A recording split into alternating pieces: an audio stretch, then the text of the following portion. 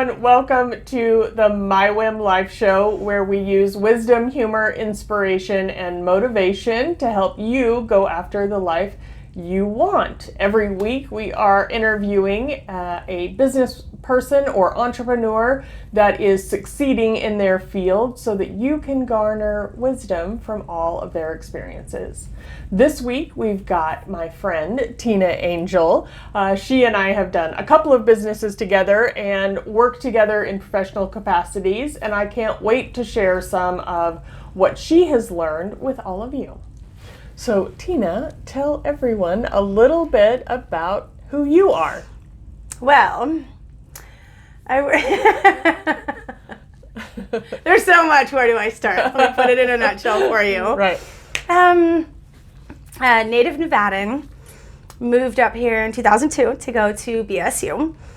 Got a degree in science, didn't do much with it. Had my third child partway through my BSU career, so I kind of switched gears. Got married a few years later, got divorced, was going to school again for a bachelor's degree in nutrition, so I needed a job that I thought was, fairly easy while I was taking online courses, so I started painting for a guy that had been in the business for 30 plus years. He retired a couple years later, and I already had my degree, but I thought, I'll give painting a shot, so kind of started my own business. It's been a lot of word of mouth referrals.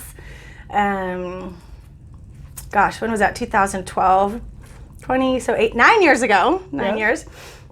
And it's, gained momentum. I've had to subcontract with guys over the years when my business gets slow. Haven't really grasped the whole marketing concept. I'm more of the visionary and the doer person. I don't do the steps in between unless I'm handheld and taught how to do them. And so I worked for a guy for about 3 years. My business was growing as I was working for him. So I eventually had to cut ties because, of course, to him, his came first, and to me, mine came first. And it was a lot of butting heads towards the end. So I need to grow mine, and that was that. And joined a B&I group in August of 2019. 2020 was kind of a blip. What year are we in? And it's been growing ever since. I have one employee now. I want to essentially have 3, possibly 4, so I don't have to do all the legwork. Mm-hmm. I guess legwork on the job, legwork out of the job is what I want to do. The marketing and the finding clients and all of the things, and show up a little bit, put a little bit of paint on things. But so it's going great. So that's me in a very big nutshell. Yeah, absolutely. Absolutely. So we talked a little bit before the show about, my degree in graphic design, and I didn't really use a whole lot of it for the intent and purpose. But I definitely have been able to use that in different capacities through all of my experiences in my businesses since then. Have you found any, use for the skills that you learned in college in what you're doing now? Has that translated at all for you? Like science and nutrition's a whole lot different than construction, so not so much, but I did spend a summer as a personal trainer, so I utilized my nutrition degree. With the science, I was going for ultrasound, so I had the anatomy and physiology, so learning how the body works, all the things. Like, I'm very, very passionate about body work and fitness and nutrition and stuff like that, but to work in that field, I guess, wasn't my forte. I would rather just live in it, exist in it, help people with it. But I think for me, when it became a job and it became having to push people to do it, it wasn't fun anymore. Yeah. So I was like, meh. Yeah, I can definitely empathize with that, because as a coach myself, trying to, you can always bring the horse to water. You can't make them drink. Yeah. So it's, that's definitely a hard pill to swallow when you are super passionate and you know exactly what to do to make that transition happen for them, and yet they aren't willing to take the steps. So I definitely can. Why aren't you listening to me? Yeah, it's like having kids, but they're like grown-up kids, and they're not your kids, so you can't really boss them. You can't boss them. You kind of can. They pay you to, but you can't really. Can't force them. Exactly. I definitely understand that. So what about paint was something that you were like, I think I could do this. So, funny that you bring up graphic design, because I had gone to the Colorado Institute of Art for graphic design, but all we did was draw and technical rendering and skeletons, and I didn't want to do that. And so I wanted to put the color on things. So I'm kind of full circle now. When I started painting for this guy, it's because I thought it was an easy job. Needed something that was fairly simple so I could concentrate on my studies. And then as I got more into it, I was like, oh, it's for me, it's rewarding, because going into a house and someone's like, I hate this color, I don't want to do this, I hate painting, I will do it for you. And then I make it pretty, and then they're like, I love it, thank you. I did that. So it is actually very rewarding. It's very physical. Like, I've done a ton of office jobs, and I quite honestly hate them. I don't like sitting behind a computer forever. But I mean, when I got into it, I never thought about having my own painting business. I was just working for someone while I got a degree, and then he retired, and I thought, it's not so hard. Mind you, I had never done the business side of it, so it is a lot more challenging on the business side. But again, it's not nuclear fission or something. It's not. It can be difficult. For all you that want to start a painting company, don't do it. It can be difficult, but it is rewarding. Right. I mean, I really enjoy getting to see all the different homes and getting to meet all the different people. And I'm never in the same place for more than a week or two, depending on how big the job is. So, yeah. I love that. How was it getting into that business that is, on the construction side, those jobs are primarily male dominant. So as a woman, how was that getting into that side of the business? Having grown up on a farm, I feel like I'm a little tougher than your average city girl or like office job girl. And I just needed more variety as I went along. Like, I guess reflecting on the jobs, I've had a lot of jobs in my past, a lot. If they didn't work with me on my schedule, or I couldn't get time off to volunteer in my kid's school or take care of me, I would just quit. Yeah. That's kind of how my jobs have gone. So knowing that I could run my own business, set my own hours, do my own thing was rewarding. Doing it with a lot of men, you got to have a backbone. You got to show them that you're not going to take crap from them, basically. Can I say that? Yeah. Sorry. I'm very flirtatious by nature, so I've had to tone that down a lot. Yeah. I can use it to my advantage when I need to. I won't lie. Like, if something's too heavy, can you just bring that paint in for me? Thanks. Can you put that ladder up over there? Thanks. So that kind of thing. But you also just go in with a very professional mindset. Yeah. Just go in, show them who's running the show. I get big cojones, you know what I mean? Yes. Like, I run the show when I walk into the job site, and it's fun walking up and they don't know that I'm the boss or that I'm in charge. Yeah. And I get all these looks like, what does this chick do on a work site? But so that entertains me. Yeah. When guys don't know that I'm the person that's in charge. The painting person, I should say, not that you see. That's always fun. Yeah. So there are benefits and drawbacks, just like any job, I think. Sure, absolutely. So when, obviously working in a business versus running the business are two very different things and require a very different mindset as far as schedules and, getting up in the morning. Like, how was that transition for you? Have you always been a self-motivated, driven person? Yes and no. It depends on what it is. Having been a single parent most of my kids' lives, like, I was married for a few years in there, but for the most part, been a single parent. So having to get them up, get them ready for school, get them out the door, help them with homework, help them with all the stuff, get them to sport, do all of the things for the kids on my own. I've had to be their motivation and also my own. Yeah. So when that comes to business, there's some days I just don't want to get out of bed. And I'll lay on my phone, like, what do I have to do? Oh my gosh, I have to be at this job in 30 minutes, because I didn't have employees for the longest time. And so I'm the one doing the work and running the business and getting the business, I guess. Right. So having my employee now, he is absolutely invaluable. I know I can send him to a job, he will be there. I can show up in a few hours or not show up that day at all. If I have another job that I'm working on, it's absolutely invaluable having an employee. Yeah. And you got to have the right one. Yeah. I had 2 last year and I had to let one go. Painting just wasn't her thing. It's not for everybody. Yep. So, yeah. But I mean, I think having your own business, you have to be a self-starter. You have to be intrinsically, internally motivated. Yeah. No one's going to do that for you. No one's going to tell you, do you need, I mean. Yeah, no one is there to pull you out of bed and say, okay, get on your schedule. You have to do the things, you know. But the customers will leave if you're not, or you won't have a business if you're not. Yeah. Yeah, absolutely. And I think part of that is really kind of setting some standards and routines in your own life to make sure that you are staying consistent. Do you have any set morning routines or evening routines or anything that you do that really grounds you so that you can continue to be successful and motivated? So morning routine, again, with kids in school, it's always, I mean, sleeping in for me is 6:30, 7 o'clock. Yeah. You know, you can lay in bed, but you're not sleeping past that. Right. So with the kids in school, like my oldest two are graduated out of the house. They moved out. My son is a junior this year, so he's pretty much self-motivated. You know, I don't really, every once in a while, wake up, are you up? Yes, I'm up. But for me, my morning routine over the past few years has been the gym.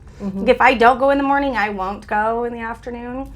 I just started in January working with a trainer. Going to do a bodybuilding competition this summer. So Monday, Wednesday, Friday, I'm at the gym with him.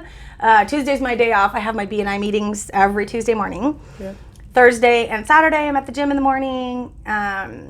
Sunday's kind of my relax and breathe and decompress day. Yeah. So, and then, I mean, from the gym, it's getting stuff ready for work and getting to work. And in the evening, I don't really have a routine.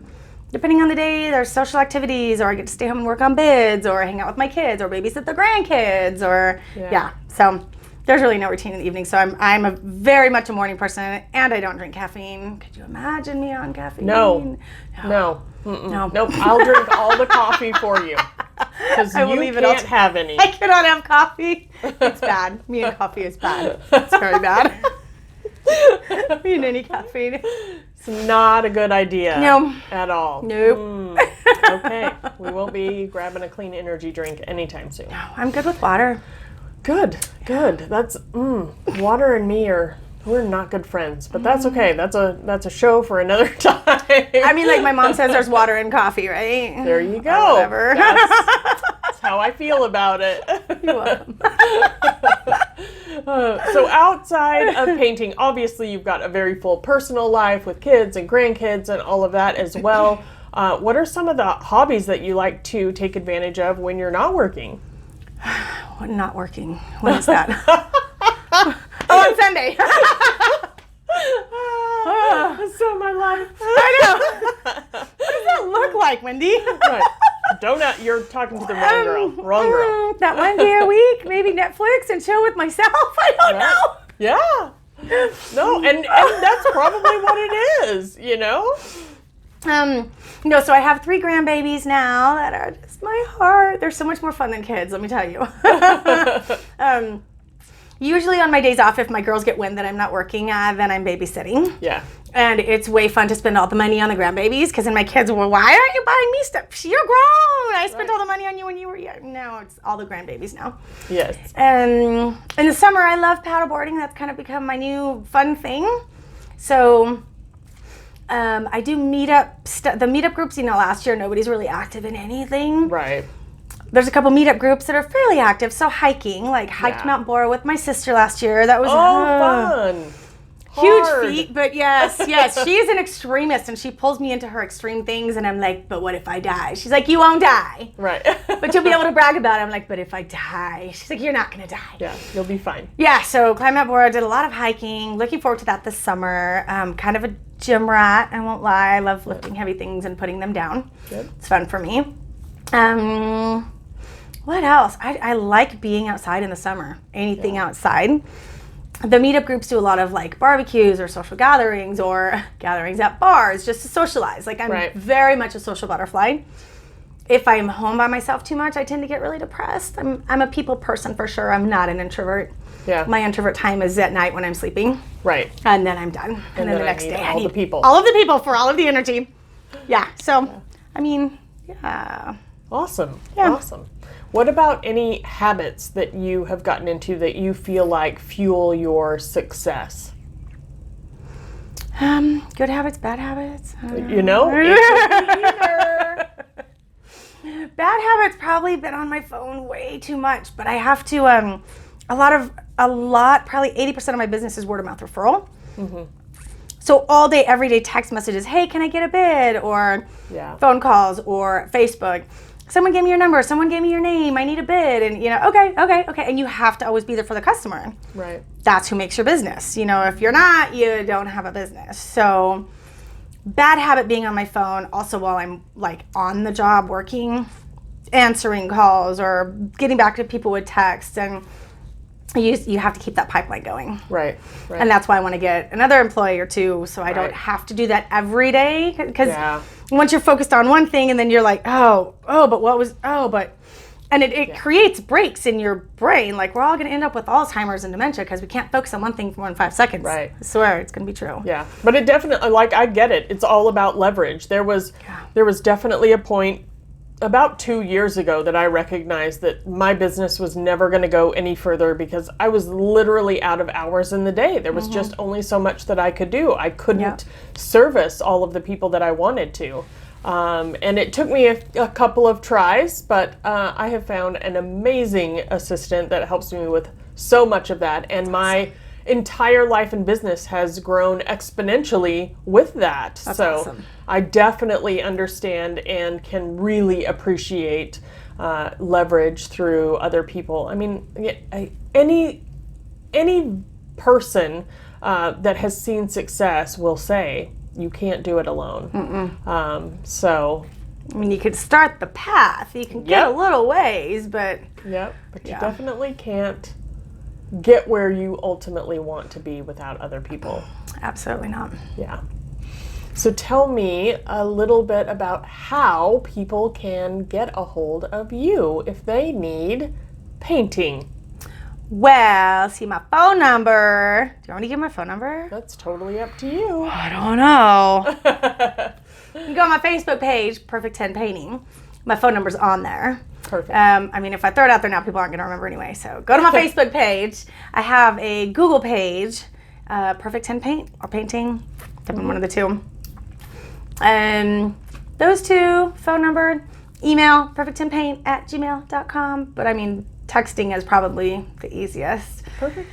BNI, they can always come to the BNI meeting. My group meets Tuesday mornings, 8 to 9:30. You should come back and visit us next week too. Hey. So yeah, those are probably the best ways to get a hold of me. Fantastic. And we will absolutely put all of your contact information in the show notes so that people have an easy way to get a hold of you. Yeah. So for my last question, how do you give back? How do I give back to customers, the community, my family, what? Just in general, like, what is your give back opportunity where you feel like you are benefiting the community or whatever? I don't know.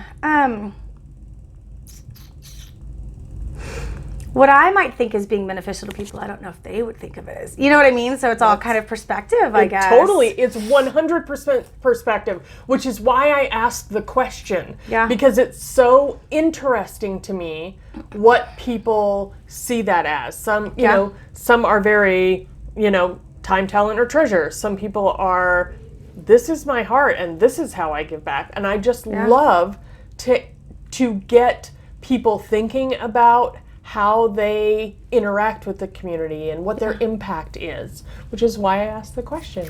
Gosh, that's a tough one. I guess in some ways, so BNI has become a huge part of it, and it's all about giver's gain. And it's all about referrals. So when I'm at a customer's house, I'm usually at the, kind of towards the middle or the end of the scope. It's already been bought, it's already been inspected, it's all the things. So I try to get people in there, help my other contractors. You need flooring, or you need baseboards replaced, or you need whatever you need. You need a kitchen demo, you need stuff installed, you need walls built, whatever. I try to get my other contractors kind of in there, and in doing so, help the customer as well. So they don't have to scroll online or, take their chances with someone they've never heard of and potentially get a really shoddy job. Look at me using my big words instead of cuss words. This is a challenge, Wendy. So I do that like with my people, with my customers and my contractors, because I have a lot of contractors that give me work. Yeah. So I try to give back to them as much as I can. Yeah. As far as in the community, I think I always try to find the silver lining in everything. Yeah. And so you could just be having like the most downtrodden day, everything's going wrong, but let me help you find that silver lining. You know what I mean? What can I do for you? You let me know. And this just recently happened, and this made me happy in social circles. So I throw a lot of like we'll call them social gatherings, because party's a bad word these days. Right. We do a lot of social gatherings, and a couple people have reached out to me to do some for them. So they're like, "Oh, you do such a great job, and can you do this part, like put on a birthday party, or do a barbecue or whatever?" And I'm like, I would love to. So the fact that they see value in my social gatherings, Yeah. bringing people together, getting people out of their house, making connections, I really, really enjoy that. I guess I don't know if I'd call that a hobby, but it's kind of a passion of mine. Yeah, Doing little the passion project. social gatherings. Yeah, I've been told I should be a party planner as far as like themes, decorations, whatnot. I really, really enjoy it. That's awesome. As far as the family, I mean, babysitting, Of course. free babysitting for grandbabies is always good. Right. For Always, you always and good. the grandbabies and the parents. Yes, so it's a win-win-win situation. Yeah, so, I mean, those are the things that come to mind off the top of my head. I love it. I Yes. love it. Yeah. Yeah, hopefully other people see value in what I do, That's all we can help. We can't force them. Like, you need to understand what I'm doing for you. I'm doing all the good things for you. We can't. No, it doesn't work that way. No. And ultimately, it really doesn't matter. It matters how you feel about what you're doing Right. to give back. So, I feel good about it. I feel like we could all always do more, always. but we can only do as much as our schedule will allow. Yeah. Quite honestly. Absolutely. Yeah. I really appreciate you coming and chatting with me and sharing your wisdom with all of my people. It was fun. Yeah. It's very fun. We will talk to you soon. Yes. Awesome. Thank you so much for tuning in to the My Whim Life Show today. If you haven't already, be sure to subscribe so you don't miss a moment of the goodness.